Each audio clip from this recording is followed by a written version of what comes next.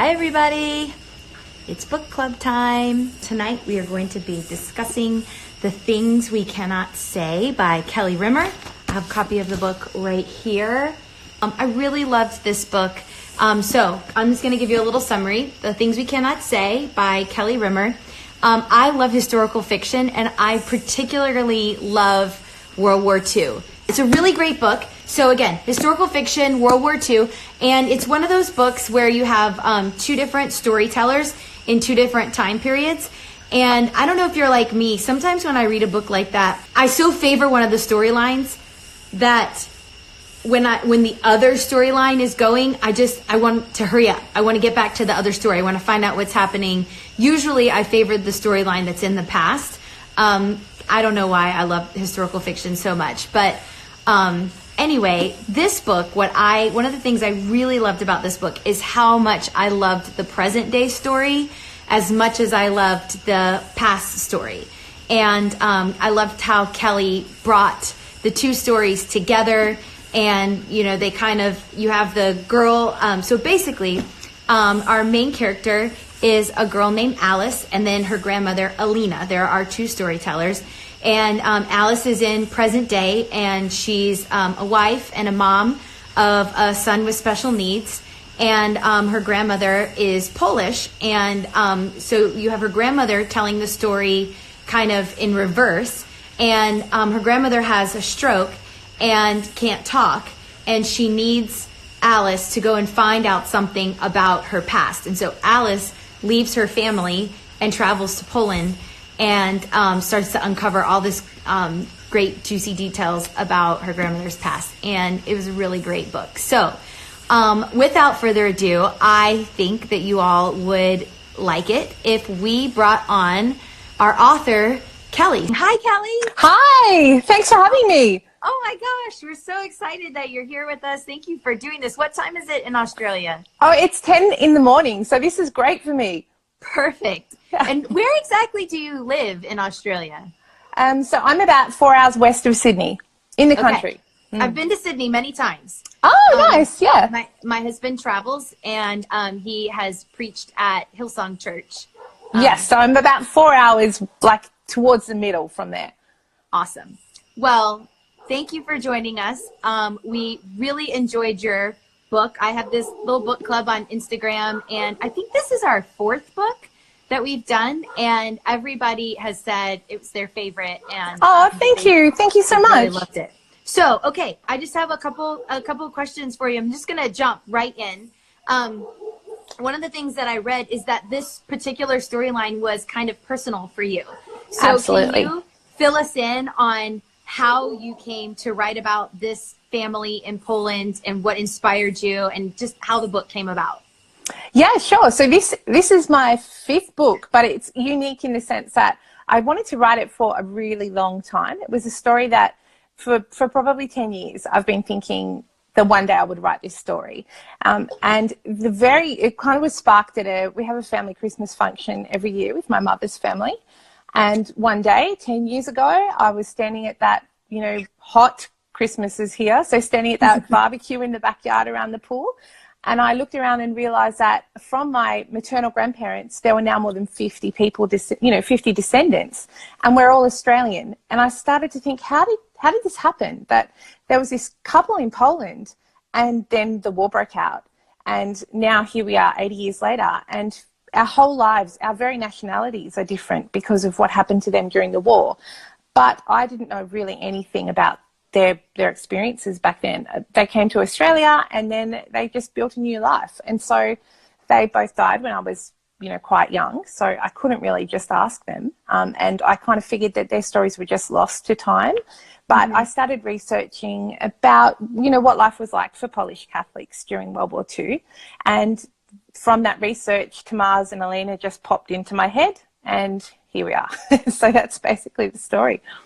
That's amazing. So tell me, your modern day character, Alice, Yes. She has a child with special needs. So Yes. What inspired you to start with a character that has a child with special needs? Yeah, the evolution of that was really interesting. So I had read probably 3 years ago-ish, I had just read this, just in my picking up a book randomly at the bookstore, I just had been accidentally gravitating to books that featured protagonists who had autism. And I noticed this trend in popular culture, in fiction like I write, where those characters were represented sometimes almost as a joke. And I was pretty uncomfortable with some of the humour that I was coming across because I have 2 nephews with autism. Okay. And it was pretty obvious to me that these boys were special, and their disorder is in some ways a strength, and that it's not a joke. It's not a joke for them, and it's certainly not a joke for their families. So I wanted to write about a character with autism who was more of a whole character and not a stereotype. And so Eddie, I met with a friend who had been a special ed teacher for years and years, and she gave me a boot camp in what it's like to live with children with really high needs, autistic disorder, and Eddie popped out, and then Alice was kind of an extension of that. So I'm just curious, the whole thing with the iPad, is that like a thing for children with autism? It is, yeah. So that research led me to that. And I already had planned what happens with Hannah and her stroke and her, inability to speak. And the connection of those 2 things just is one of those organic things that happens when you're writing. That's where the magic is, when you have an idea and another idea and your research kind of connects them in a way that's totally unexpected, because I think that actually is one of the things that make the book really special. I do too. I thought that I have a sister who has special needs, and so that's something that's close to my heart as well. And I thought, she doesn't have autism, but I thought that you wrote that really well, and that you did a really great job with the tension of that having a child with special needs places on your home, and on the mother specifically. My mom read the book and she loved it. I think she's joining us tonight. Thank you. But she loved the book, and she said the same thing. She really liked how I think you really brought to light how having a child with special needs, it's not just taking them out in public that's stressful. It's just it's the whole thing. Oh, there's my mom. She says hi. Her name's hi, Holly's mom. Deb. So hi, Deb. Okay, so I really loved Eddie, and I loved how you really brought him to life so well, especially with the yogurt. And I could just really feel, all moms know what it's like for their child to have a temper tantrum in a grocery store. One of my children one time pulled over the grocery cart on top of him. Oh, yes. And I'll never forget feeling like people were staring at me and not helping me.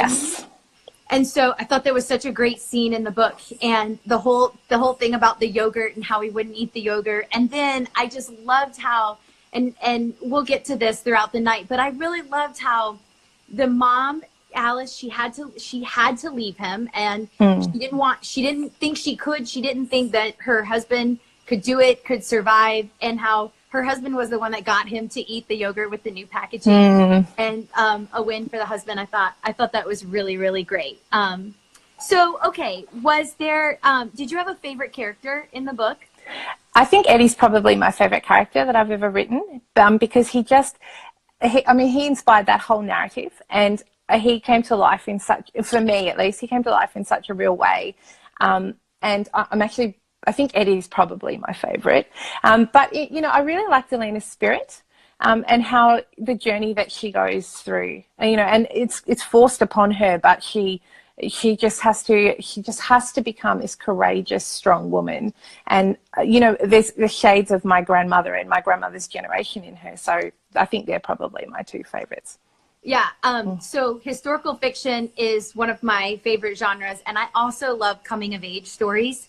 And so I loved how there was that aspect to it as well, of how you had Alina as a girl, and just this naive, kind of self-centered child, and how she becomes this woman that has this past and this history and this thing that she survived that's just so cool. I thought that was so great.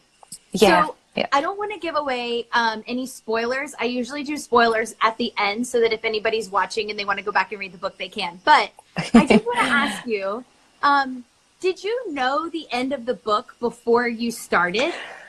Yes, I did. And I also won't give away spoilers, but the scene where it all comes together, I had that planned before I'd written a word. And the scene where the slight unexpected twist in Alina's journey, the scenes around that with Saul, in the moonlight, that scene was vivid in my mind before I'd started.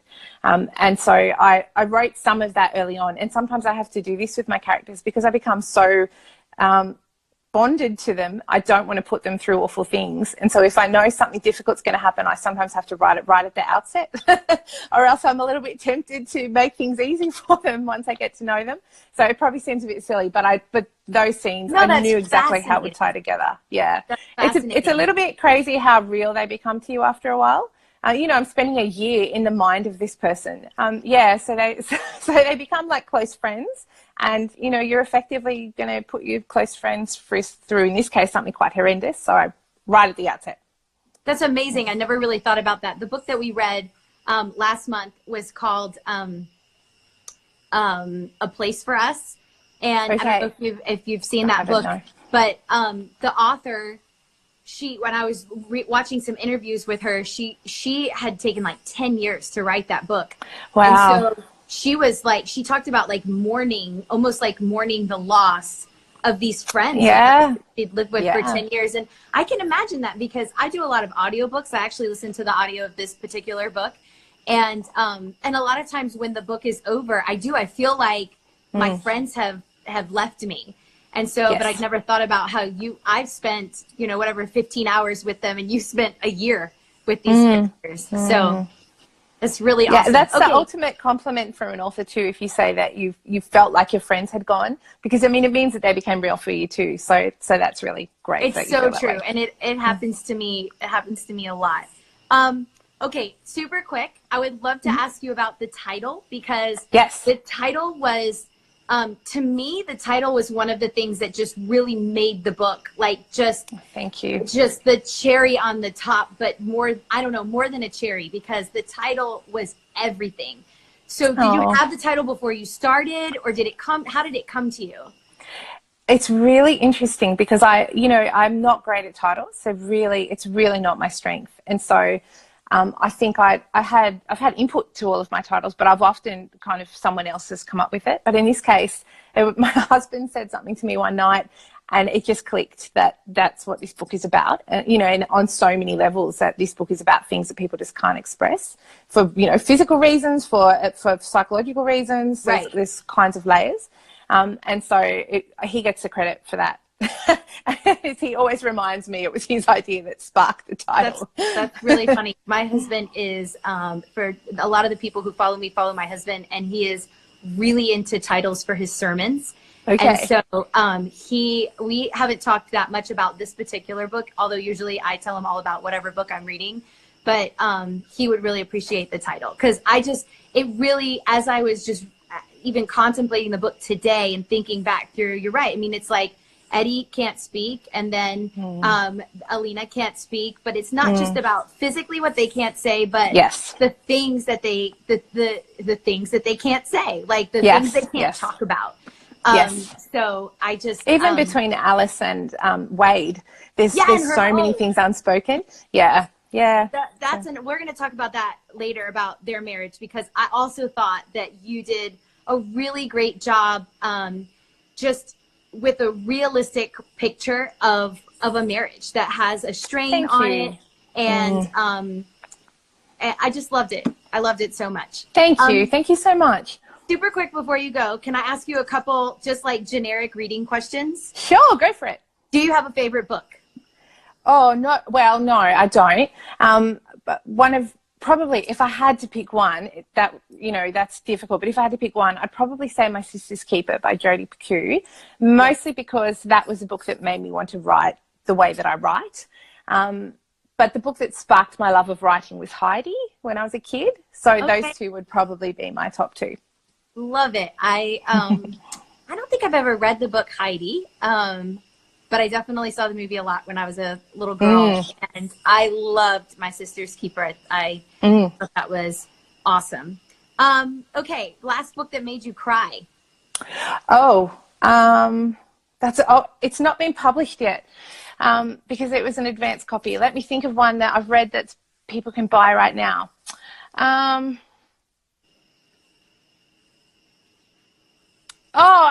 drawing a blank.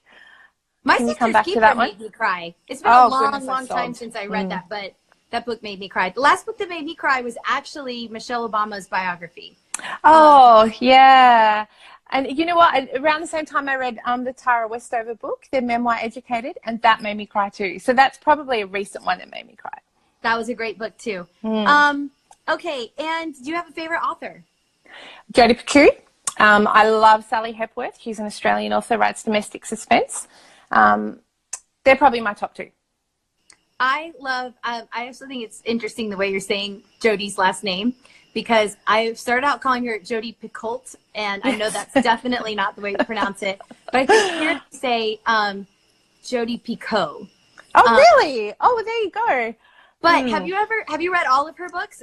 Yes. Okay. Yes. When she has a new book out, I block that day in my calendar and I drop everything to read them. I haven't read nearly all of hers, but I've read a lot of them. And besides My Sister's Keeper, probably my favorite one of hers is the one about the elephants leaving time. Oh yeah, that was a great book too. Yeah, they're all great. She's amazing. I just love that story.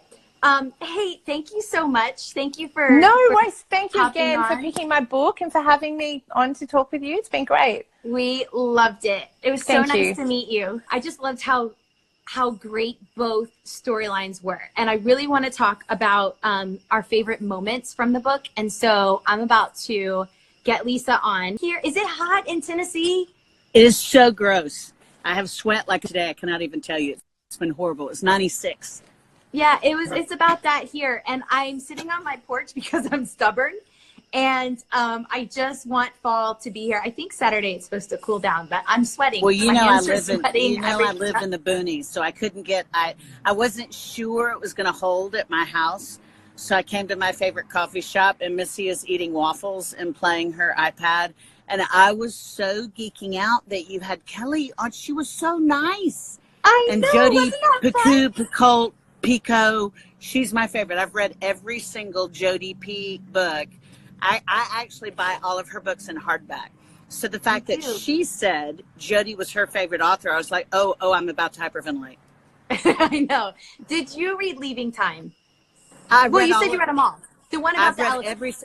I literally have a shelf in my library that's just Jodi Picoult books. I can't remember. My sister maybe gave me one of her books like 10 years ago. And I get so excited. She to me to write the way she writes, the research that she does. I want to say she has like a PhD from Columbia or something. She's so legitimate as a writer. Her research is unbelievable, but I love her books. Her books are like carbohydrates to me. I just want to savor them. I'm really tempted to pick Leaving Time as a book club pick, and then should. I'm going to get everybody, all of our book club, we'll all have to bombard her on social media and get her to hop on with us. Maybe she would. She looks cool. She has that really amazing Amy Grant hair. Curly hair. When Kelly said it was Jodi and another author, it skipped out. I didn't hear her say she author. She said, I didn't catch the author either. Kelly, if you're still watching by any chance, will you comment and tell us the other author? She said it was an Australian author who wrote about. That's what I heard. And I thought, I know, because I savor everything she reads, I know Jodi is not from Australia. So I thought I didn't hear that other author. Yeah, I didn't catch it either. I should have gotten her to re-say it.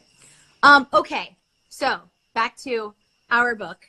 What was your favorite moment in this book? There were so many favorite moments. I think the way Alina loved Saul so well after the death of his wife and daughter, that slayed me. When you said, there's motorcycles going by the coffee shop. I didn't want to bellow inside the coffee shop, so we are like rednecks outside in the heat. When you said, when was the last time you cried reading a book? I wept several times during this book, partly because of the horrors of World War II. it reminded me of Eli Wiesel's, book Night. Just it was so visceral. It's like you saw the worst of humanity and you saw the best of humanity. But I think it was her and Tomaz's compassion to Saul on the heels of him losing his wife and his baby. Yeah, that was a really heart-wrenching scene. Yeah, so heart-wrenching. And then I'm not good at figuring out endings, and I don't like to figure out endings. That's like knowing your presents before Christmas Day. I don't like, I want to be surprised. But I don't know how far it was, maybe 20% toward the end, I figured out that the end that we don't want to spoil. And it was the sweet, like it was so sad and so redemptive. I loved this book. I know. Okay, so my favorite scene, which like is maybe a less obvious scene, but, and I said this to Kelly, I really loved the way she wrote about Alice, and Eddie. what was her husband's Eddie. name? Wade. Oh, Wade. Yeah. About their too. marriage.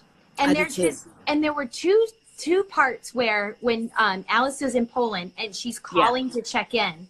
Yeah. And their marriage is, it's really stressed and it's like really strained. And she realizes, oh, I really miss my husband. I really need my husband. Right. And she calls and it's super chaotic. I think I wrote it down. But he pretends at first. Is that the one where at first they're on FaceTime and he pretends everything's going okay? And then Callie, her daughter, like totally throws her dad under the bus? Yes. And so she says, so she's like wanting to talk to them and she's really wanting to connect with him. But then she says, something that he says kind of triggers her and she gets really defensive and she starts like fussing about the kids and all of that. And then there's another scene like a little bit later and they start arguing because it's the part where Eddie hadn't eaten. I don't know if you remember that. And he got him the wrong yogurt. Yeah.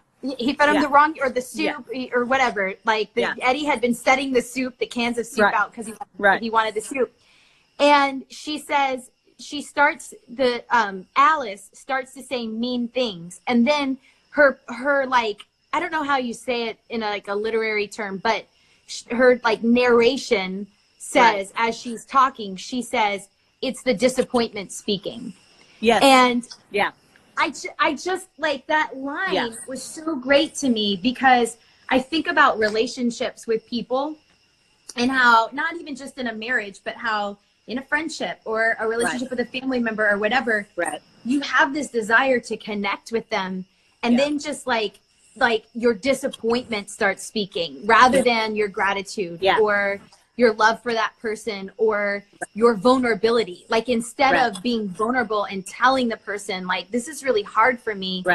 Your disappointment just starts speaking. I thought that was. I love that scene too. And then I felt like, because she kind of played out the elasticity of grace in every single relationship. And when you see even Callie, the sister with Eddie, and she's so condescending through the whole narrative until the latter part where you see that she really loves her little brother. And all along she loves him, but she's leading from her the fact that he's he's kind of a weight to her. Yeah. And at the end, when you see the softness in Callie toward both her mom, but also her little brother, that filleted me. So great. Wasn't this a good book? Okay, it was a great book. So, I told you I've been so slammed with reading. And when you were like, you have to read this book, I was like, oh my heavens. I was like, I will do it for Holly Furtick. And that's all, because I had all these papers due. And I had this one afternoon. I thought, okay, I've got to read this book in this one afternoon. And then on a flight to New Zealand, I couldn't put it down.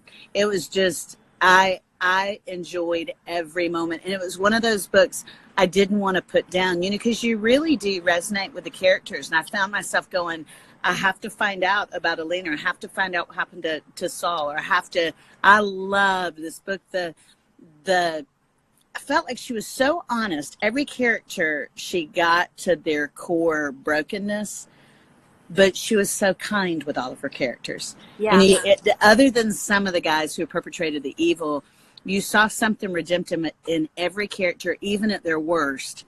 You thought, oh, I'd still love them. Right. Yeah. Okay, so, oh shoot, I was just thinking of something that I wanted to ask I know, you. I want to ask you all these questions. I'm trying not to hijack your interview because I'm like, I want to know what you thought. Did you love the title? I loved what you said to her and about Stephen choosing titles, because I'm terrible with titles.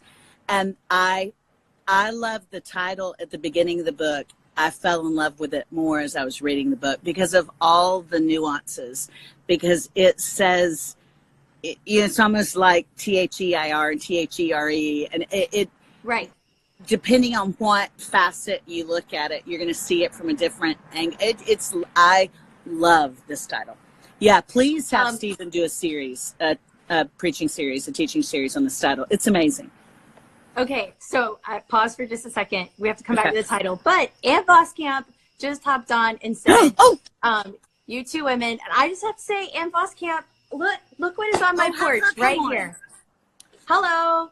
I love your book. Greatest writer. Tell Ann that I always think of Ann. The first time I met Ann, I was so afraid she would see that I had her name tattooed on my calf, so I pulled my pants down. Not really, but I would. But I told her she reminded me of C.S. Lewis in a skirt. She is, if I had to name a favorite living writer, she would be in my top 3. Probably living 100%. She would be in my top 3. Yeah. Totally agree. Okay, back to the title. So my sister and I were talking about this today. Actually, I don't know if you've ever met my sister, Emily. But, yes. Okay. So Emily, she's not getting on tonight because she didn't finish the book. And, but the funny thing about Emily is BSF. That's like old Bible study where you're not allowed to talk in small group because you didn't finish your homework. That's terrible. Exactly. You can't share prayer requests because you didn't pray. Or you aren't wearing hose. But Emily, unlike you, always reads the end of the book. She does not like suspense. No. And she always reads the end of the book. So she'll watch this whole thing and then she'll still go back and read the book, which is just funny. But Emily and I were talking today about our grandmother. And I was just like, as I was reading this book, I was thinking, like, how could this woman, Alina, how could she go her entire adult life and never share this story? Never tell her daughter, who she had a good relationship with, her granddaughter, who she had, never want to share this crazy story with them. Right. And we were talking about, at some level, the most intimate part of her heart. Okay, what do you think? Because I have an idea. Well, I think that our generation and our culture today is way more sharey than that generation.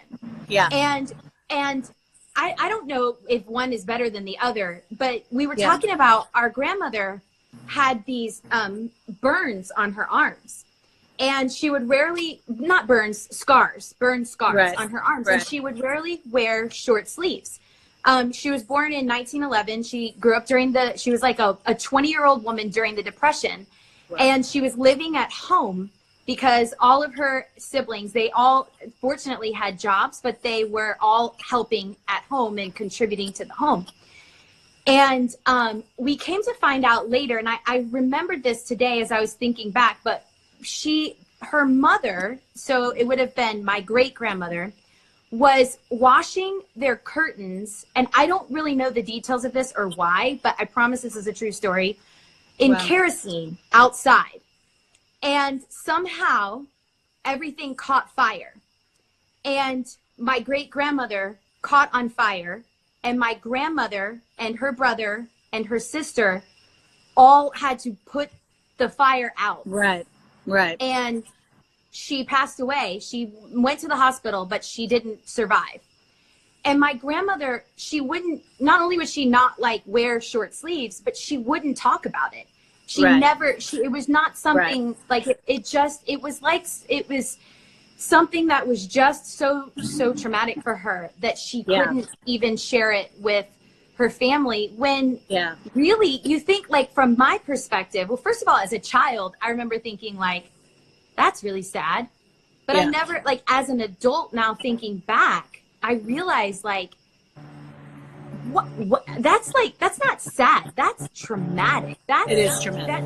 That's life changing. Right. And you think about why why she didn't want to talk about it. And how sometimes people just have things from their past that are just, because in my mind, I think this is what I was going to say. In my mind, it's like I think more highly of her. I'm like, what, you survived that? Like you went on living, you have scars from where you tried to save your mother's life. But for them, it's just something that they couldn't share.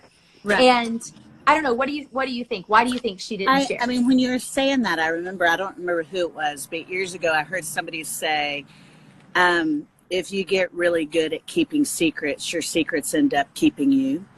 Yeah. And so I think there's a continuum. You know, I was talking to a friend of mine who's just started counseling, and he started to share something with me, and I said, hang on. I said, you just kind of discovered this about yourself today.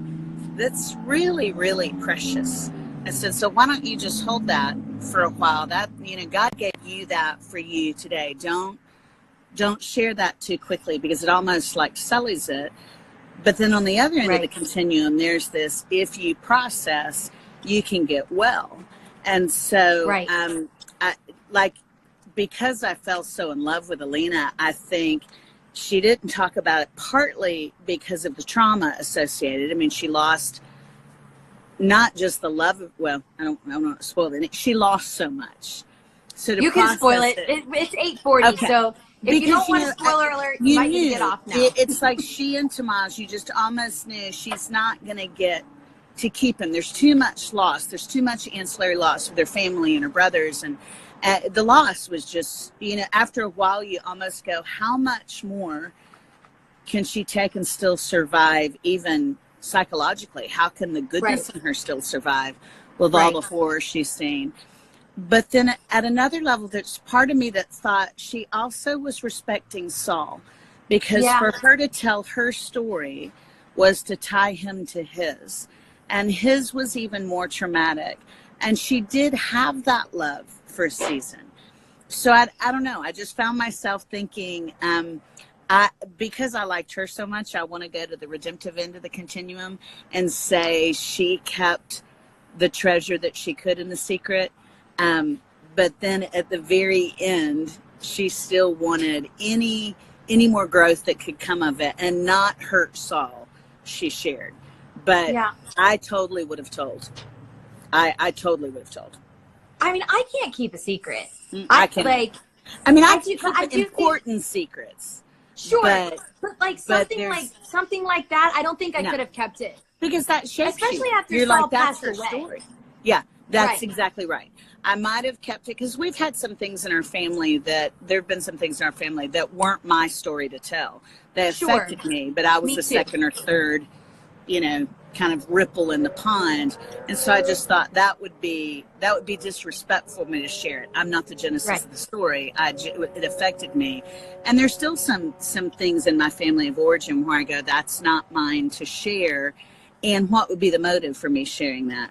But if it starts with me, then I'm going to at least share it with the 2 or 3 people in my life who I do life with, or I'm going to pay $120 an hour and share it with my counselor. Right. Exactly. Okay. So before you leave, I got to ask you just I miss you. I have to tell you I miss you. Makes me happy just to see you. I know. We should FaceTime without people. Yeah, we should. I want to know what your favorite book is. And by favorite book, I'll preface it by saying a book that you wish you could read again for the first time. Like that you could just experience that story again. Yeah. What would it be? There's so many, Holly. The first one that came to mind was The Invention of Wings. Great book. I think because of Missy, I remember crying so hard on a plane reading that book. I hadn't brought Missy home from Haiti yet, and somebody really thought I was in trouble. I wept so much on a plane. and then I'll go the total opposite. I'm going to cheat and do too, which this is so cornball, but I laughed so hard on a plane, like I had leakage there too, only from a different area. And it was The Divine Secrets of the Yada Sisterhood. Do you remember that?